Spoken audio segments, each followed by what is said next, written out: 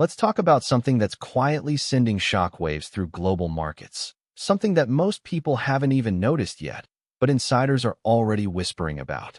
It's connected to a series of meetings, trade remarks, and a few odd policy hints that have come straight from Ottawa. At the center of all this, Prime Minister Mark Carney, and what some economists are calling Carney's plan to replace the US dollar. Now, I'm not saying it's officially happening. Nobody's standing at a podium and announcing it. But what's strange, almost too strange to ignore, is the pattern. First, Canada makes a subtle shift in its trade payments. Then, a quiet push for what officials are calling currency independence. At first, it sounded like harmless economic jargon. But now, even Washington is paying attention.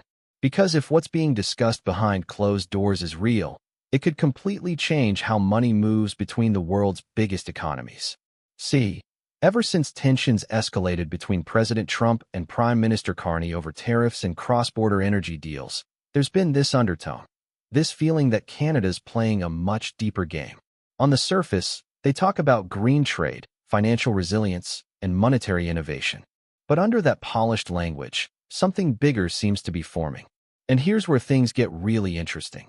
Last week, a high-level government memo, not public yet but allegedly circulating among top financial advisors, mentioned the term NorthStar Reserve. It's supposedly the name of a project designed to make Canada less dependent on U.S. currency flows. Again, not confirmed, not verified. But that name alone sent financial chat rooms into overdrive. Some even claim it's the code name for a digital currency framework that would allow Canada, and potentially other U.S. allies, to trade without ever touching the American dollar. Now, think about that for a second. A world where the U.S. dollar isn't the default for oil, energy, and commodities. It sounds far-fetched, right? But it's not impossible. Especially when someone like Carney, a man who spent years at the top of global financial institutions, starts dropping subtle clues about modernizing monetary systems and reducing structural dependency on single currencies. What's even more bizarre is how the timing lines up. Trump has been doubling down on America First trade rules, demanding that allies pay tariffs in U.S. currency only. Meanwhile, Canada's quietly meeting with European and Asian central banks. The official story? Strengthening multilateral cooperation. But when you look at what's really being discussed, it's all about payment clearing systems, gold-backed settlement structures, and digital transaction frameworks that don't rely on the U.S. financial grid. Coincidence? Maybe. But too many of these coincidences have started stacking up.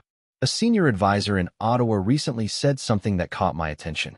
He called it a move to future-proof Canada's economic sovereignty. That phrase, economic sovereignty, is key here. Because whenever politicians start talking like that, it's never about short-term policy. It's about rewriting the playbook. It's about power. And you can bet Washington knows it. Rumors suggest that when Trump heard about Carney's latest initiative, he wasn't exactly pleased.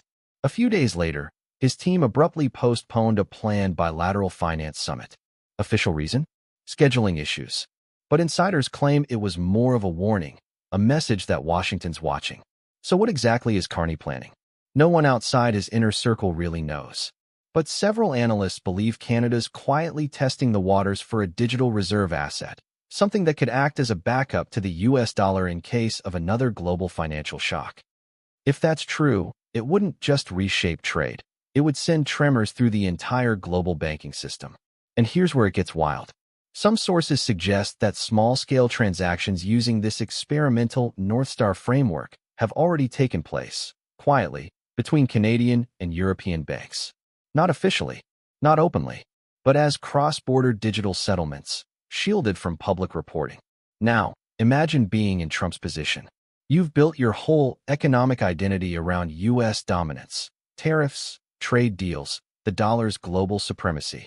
And suddenly, your closest neighbor, your largest trading partner, starts building a parallel financial route, one that doesn't need American approval. That's not just an economic shift, that's a strategic earthquake. And while all this unfolds, Carney's been playing it calm. In his public statements, he keeps emphasizing global stability and financial modernization. But anyone who's followed Carney's career knows he's a strategist. He doesn't move without a reason. Every word is chosen. Every pause means something. Now here's the twist that nobody saw coming.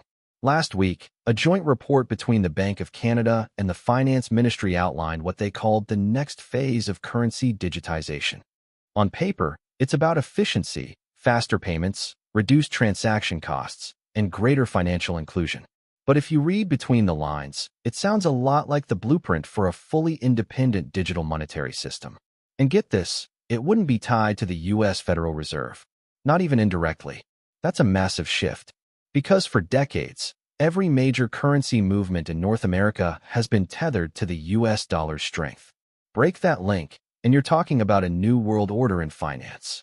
Some experts even argue that Carney's endgame isn't just to protect Canada's economy, but to position it as the center of a new financial alliance among middle powers.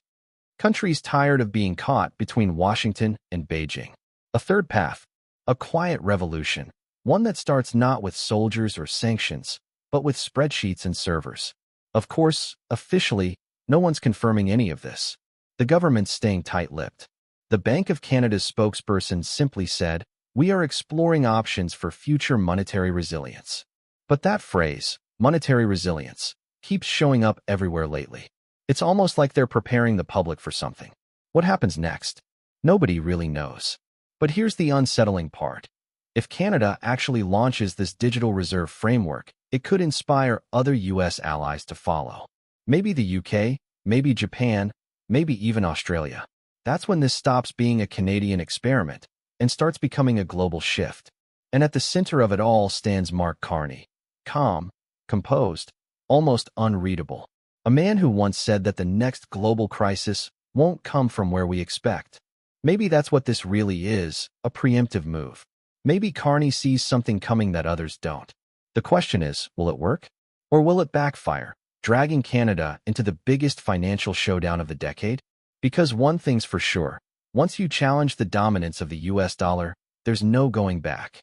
Every trade deal, every loan, every sanction, it all runs through that system. Remove it, and the balance of global power shifts overnight. So, while most people are focused on political headlines and election drama, something much bigger might be unfolding beneath the surface.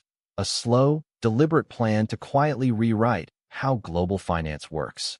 Whether it's genius, reckless, or both, that's what we're about to find out. And as markets, investors, and entire governments try to decode what Carney's really up to, one question lingers. If the US dollar falls from the top, who rises to take its place?